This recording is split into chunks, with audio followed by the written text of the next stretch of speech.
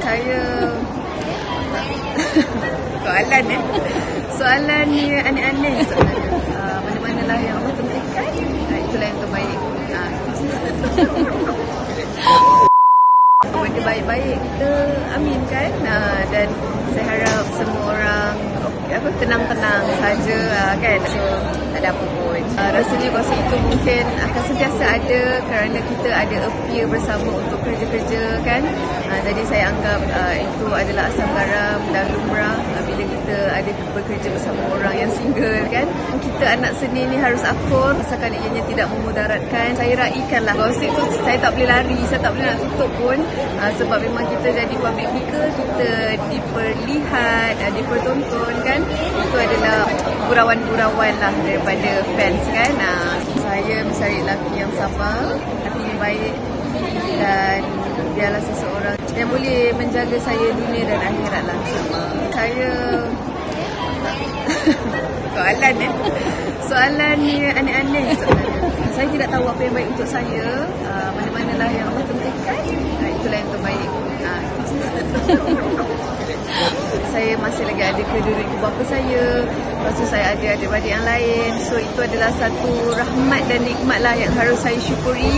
Sebab ialah kita tahu yang keluarga ni adalah sesuatu yang tidak boleh kita gantikan, kan. Jadi saya bersyukurlah. Family saya memang orang yang tidak involved lah urusan-urusan personal. Kalau ada apa-apa, kita hanya kita meminta doa dan nasihat, kan. Selebihnya parents saya lebih menyerahkan kepada anak-anak lah untuk decide apa saja, bukan dari sudut jodoh dan saja. Banyak lagi benda. Mereka memang memberi, orang kata, kepercayaan untuk kami membuat pilihan dalam hidup. Tapi saya memang personally saya memerlukan pendapat kedua ibu bapa saya dalam kos doa.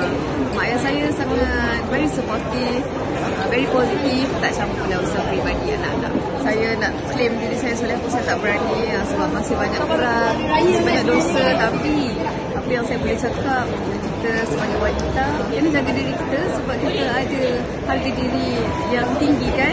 Sebagai seorang wanita, itulah yang saya kena remind diri saya selalu, di samping of course pantauan dari mak ayah saya, dan juga kita kena ada ilmu lah, kita kena tahu apa yang kita buat supaya kita tidak melakukan perkara-perkara yang memudaratkan kita di masa sekarang maupun akan datang. Rezeki itu kita bukan dari sudut wang saja, macam kita sihat ke, kan, kita ada kawan-kawan yang baik pun juga rezeki.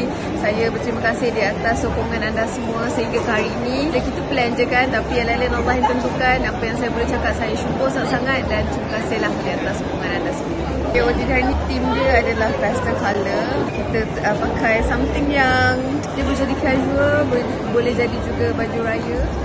So saya disiapkan oleh stylist saya Nana, dan baju ni oleh Kak Bella.